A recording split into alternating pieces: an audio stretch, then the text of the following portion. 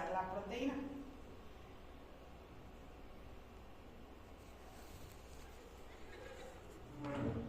Pero dependiendo también del proceso de clonación o de para qué quieran sintetizar la proteína, tenemos diferentes tipos de vectores.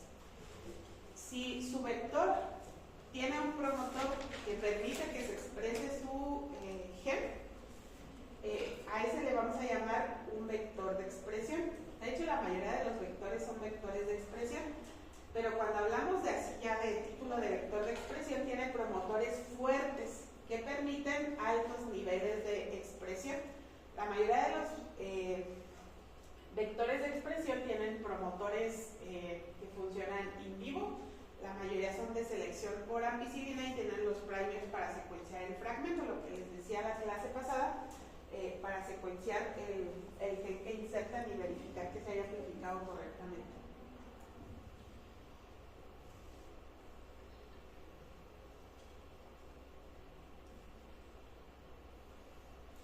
Estos vectores permiten producir grandes cantidades de alguna proteína en específico. Hay diferentes objetivos que ustedes pueden buscar durante el proceso de clonación. ¿Para qué puede servir que ustedes introduzcan un gen en un organismo diferente? A eso, bueno, lo vamos a ver más adelante, a eso se le conoce como expresión heteróloga. Cuando toman un gen de un organismo y lo introducen en otro, ¿para qué pueden querer hacer eso? Para introduzir algo que no producía antes o para que desarrolle como resistencia a algo que no tenía antes. O sea, para que tenga una nueva función el organismo. A veces sí quieren hacer eso, quieren que esa planta sea resistente a antibióticos, no, pero sí a otras sustancias tóxicas. Pero a veces solo quieren sobreproducir la proteína, a veces solo quieren que esa planta produzca insulina para aislar la insulina. No les importa la planta, sino el producto como tal. Para eso se utilizan los vectores de expresión. Cuando quieren obtener grandes cantidades de un producto en específico, no les importa la función, bueno, sí, mientras no sea tóxica, pero no les importa el cambio que pueda haber en el funcionamiento del organismo, sino el producto como tal. En ese caso se utilizan los vectores de expresión. Hay otros vectores que lo que les reportan es la regulación, son los vectores con genes reporteros, esto también es muy utilizado. Los genes reporteros codifican proteínas que tienen una actividad que pueden visualizar fácilmente, por ejemplo la luciferasa. La luciferasa, si le ponen ATP, la luciferasa va a hacer que brille, va a emitir luz, eso lo ven rápidamente. Si le ponen una proteína verde fluorescente y lo ponen con radiación ultravioleta, creo que es, van a ver cómo florece la proteína verde fluorescente. Ahí lo que ustedes van a insertar no es la proteína, esa la tiene el gen. Vean, aquí tiene insertado el gen de la luciferasa, el gen de la proteína verde fluorescente, etc. ¿Para qué se utilizan esos genes reporteros? Para reportar la regulación.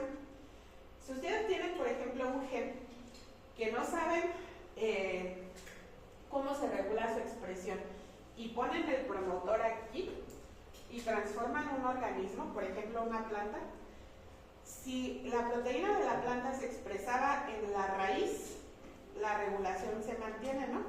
Pero ahora, en vez de ver la proteína, van a ver la luz que se emite. Entonces van a ver que la luz se emite en la raíz.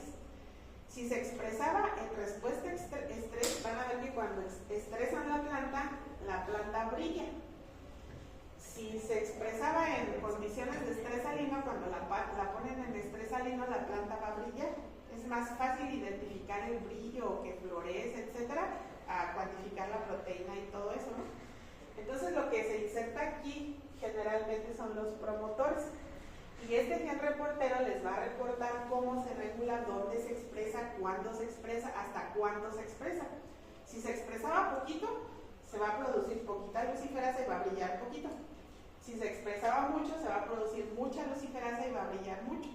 Entonces estos se utilizan con un objetivo diferente. Estos son para reportar la regulación. No les interesa sobreexpresar el gen ni nada, sino saber cómo se expresa en el organismo.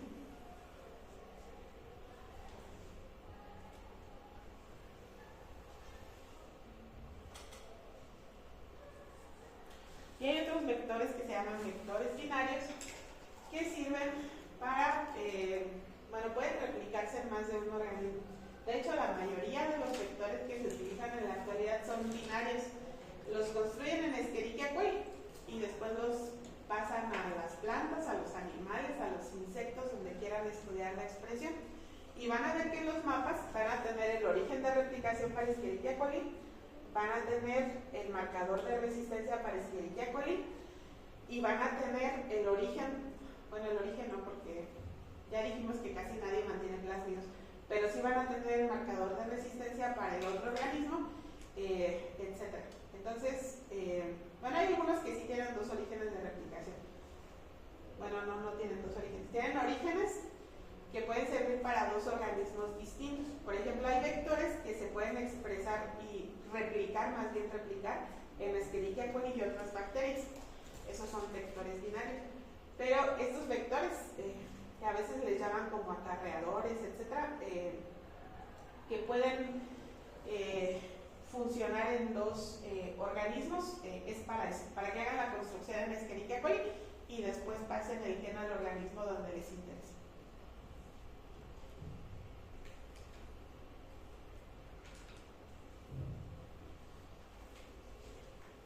¿Hasta aquí tienen dudas, chicos?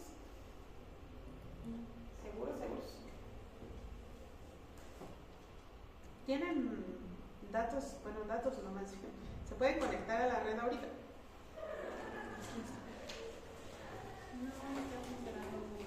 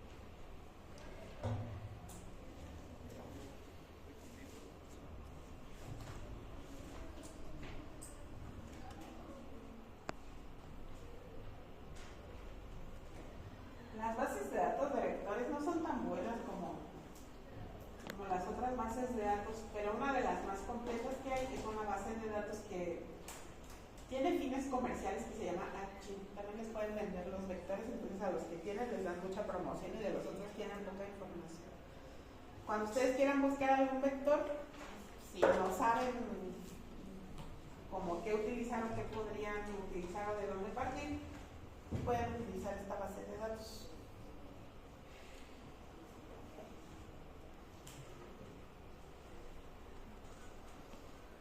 Y aquí pueden depositar ustedes también su vector. Muchos de los vectores que están, tienen fragmentos porque alguien los depositó, alguien los donó.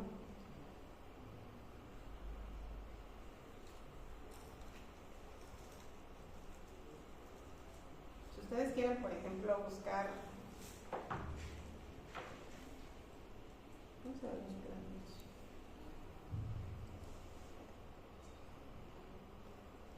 Les dicen para qué quieren los plásmidos, si son virales, para qué los van a utilizar, etc.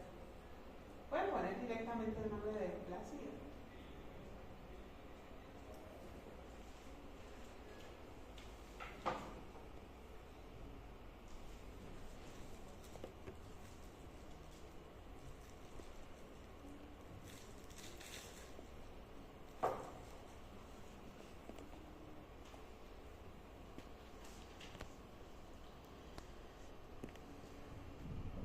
Vamos a ver si está uno